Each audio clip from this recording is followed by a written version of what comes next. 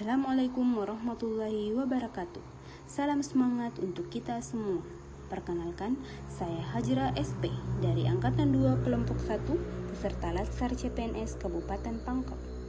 Video kali ini dibuat untuk memenuhi tugas individu, yakni membuat video monolog tentang aku, Smart ASN, dan instansiku.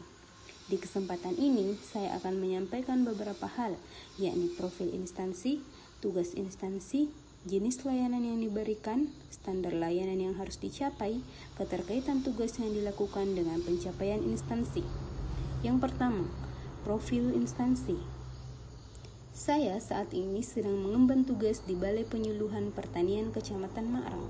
BPP Makrang sebagai Kostra Tani merupakan pusat kegiatan pertanian tingkat kecamatan dalam mewujudkan kedaulatan pangan nasional. Peran Kostra Tani sebagai pusat data dan informasi, pusat gerakan pembangunan pertanian, pusat konsultasi agribisnis, pusat pembelajaran, dan pusat pengembangan jejaring kemitraan. Berikut adalah struktur organisasi BPP Kecamatan Makrang. Yang kedua, tugas di instansi.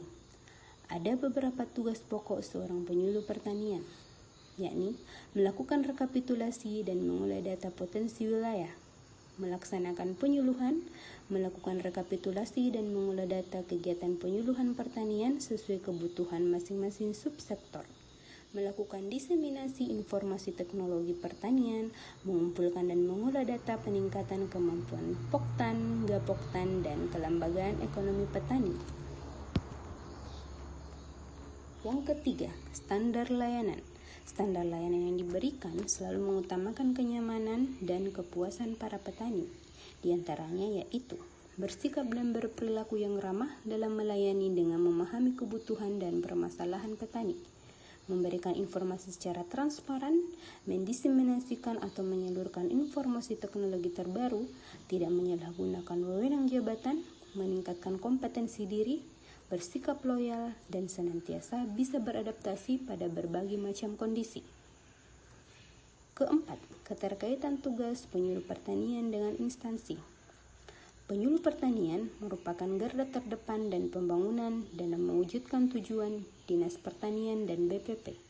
Tugas pokok dan fungsi kerja yang dilakukan berjalan beriringan dengan tujuan instansi, yang mana untuk penyelenggaraan penyuluhan pertanian tingkat kecamatan menjadikan pelaku utama yang tangguh dan mandiri dengan melakukan pembinaan dan pengembangan petani dan kelembagaan petani, serta turut meningkatkan pembangunan pertanian di tingkat kabupaten atau kota dengan memberikan penyuluhan informasi yang benar dan bersifat membangun, maka petani akan maju dan menerapkan ilmu yang diberikan. Yang kelima, ulasan peningkatan kinerja.